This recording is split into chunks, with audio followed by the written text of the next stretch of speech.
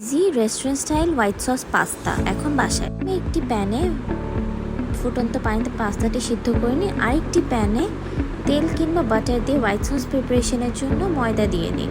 ময়দাটা দেওয়ার পরে সুন্দর করে নেড়ে চেড়ে এটাকে একটা টেক্সচারে নিয়ে আসার পরে 1 কাপ দুধ ঢেলে দিন। এরপরে এটাকে সুন্দর এই মিক্সচারটাকে নেড়ে চেড়ে নিন। এরপরে আস্তে আস্তে করে এটা সুন্দর হয়ে আসলে এক এক করে মশলা ঢেলে দিই। Black pepper, chilli flakes and oregano.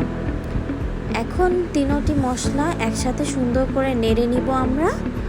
এটা সুন্দর করে মিশে আসলে সব কিছু একসাথে সুন্দর নেড়ে চেড়ে নিব। এরপরে আমরা সিদ্ধ করা পাস্তাটা ঢেলে দিব আর একসাথে মিশিয়ে নিব সবটুকুকে।